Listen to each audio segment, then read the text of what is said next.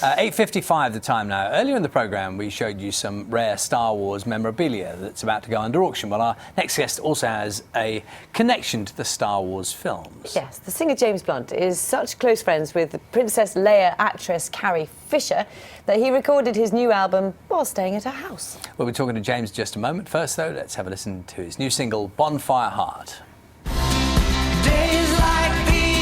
James is here now. Very good morning. Do you just get to pick something you like doing? So you say, do you know what I want to do? Ride a motorbike through the desert. Yeah, pretty much with this one. I love motorbikes, and so yeah, I covered 2 states in America, Wyoming and Idaho. You don't have to wear a helmet there, which is great. It was good for a video, not good for real life. Yeah. And then the video, I didn't use actors. We met real people, which is amazing. But the police officer we saw booking you or something. He's real? He's definitely a real policeman. We might have asked him to do that. Yes. I wasn't breaking too many laws. And the best bit about the video actually was the final scene. We pulled into a car park and there was a wedding taking place, and the wedding saw us and spilt out. And the bride and groom, as I pulled out my acoustic guitar and played to them this song, they had their first dance of their wedding, and that's what we filmed, and that's what is the final scene of my video. Oh, how very romantic. Really amazing. Oh, that's lovely. And it's number 4, you said? Yeah, it's number 4 in charts, which is, for me, is amazing. I don't normally sell singles. I'm normally an album seller. So yeah, to everyone who's gone out and got it, thank you so much. Let's talk about the weird connection, because we had the Star Wars toys in earlier. Yeah. Weird connection to Star Wars. Carrie Fisher, you literally wrote this album in her house. Yeah. For this album, I went back to I went back to the man who recorded my first album, Tom Rothrock, who recorded Back to Bedlam, nearly 10 years ago. That is a long old time.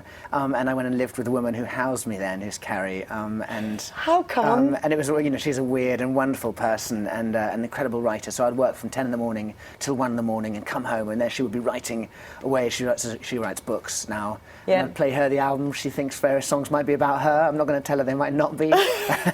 It's intriguing. I mean, you make it sound like she sort of runs a celebrity B&B or something. You happen to go and book in. But yeah. what was the original connection? I was introduced through friends in London, and I said, I've got a record deal, I'm going to Los Angeles. And she said, well, where are you staying? And I said, I have nowhere. And she said, well, then you're staying at my house. She put me in her guest room and put a cardboard cutout of her outside my room to protect me at night with her from the Star Wars movie, the hair and the buns, which she'd even written her date of birth on her forehead and her date of death. So Princess Leia was kind of guarding you? Guarding me through the process. Oh my goodness! It sounds quite. I mean, it does sound. To you, it seems normal, but to us, it sounds a little bit extraordinary. It's a wonderful creative house and a great place to be, and that's really, what part of the process of going back to make this album is to be in that kind of creative space. And one of the songs was recorded, or one of the original songs was recorded in her bathroom. Yeah, Goodbye My Lover was recorded in her bathroom, really because Does it have good acoustics? Yeah, exactly. Everyone sings in the shower, and everyone in Los Angeles seems to have a piano in the bathroom. So actually, it's just because we were, I was on an indie label and we had no money. We couldn't find a decent studio, or didn't have the money to get a decent studio, and so we cut costs by recording it in a bathroom. Now, I'm concerned because you have admitted to sort of embellishing the truth. Would that be fair with journalists? So I'm concerned now by what you've said that none of it's true. I'm not lying to you. Really? This time. How can we tell? This time. I'm just looking really carefully now. I'm sort of thinking, you were a soldier for many, many years. Yeah, 6 years. Is the kind of eccentricities, and people are going to be thinking some of what you were just saying sounds quite eccentric and quite out there. Is that a kickback against all those years of sort of discipline and following orders? Is that what's happened in your life, do you think, in a funny kind of way? No. No, none of that. All of that is to do with Carrie, isn't it, really? For me, I suppose. But you're drawn to it, obviously. Yeah. I love my time in the army, and without it, I don't think I'd have much of the subject matter that I write about. And I still refer to it now. My album has got a song called Blue on Blue, which is about a military term, friendly fire, when two people in the same army shoot each other by mistake. And the song I've written about really is about how we do that in our relationships too, how sometimes we hurt the ones we love the most. So that time will always be with me. But no, I don't think I'm, still having a shave and cut my hair, so I'm not looking too far from the army. Yeah, absolutely. It's called Moon Landing. Why that? Are you fascinated? Is that something else that is of interest to you? No, really, just it's called Moon Landing because of the journey. This album sounds old school and nostalgic, and lonely. And the way I've recorded it, in the way that I recorded my first album, Back to Bedlam, with the same producer, has been a little magical journey, I suppose. Does Carrie Fisher think the moon landings happened? I have no idea. I think she comes from a different planet far, far away, doesn't she? She does get a credit on the album.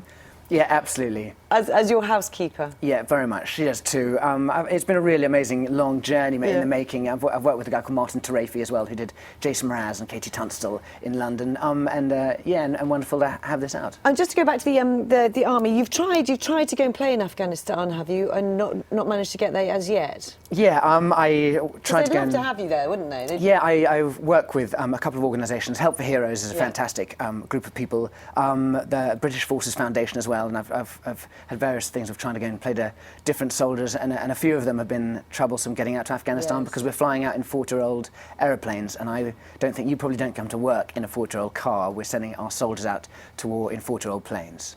Very interesting. So you think you will be able to go at some stage, or well, we're pulling out of Afghanistan now, aren't we? So perhaps somewhere, welcome them home instead. Okay. Lovely to see you here this morning. Thank you very much. Thank you very much. It's a pleasure. Thanks very much for having me. James's new album, Moon Landing, is out from today.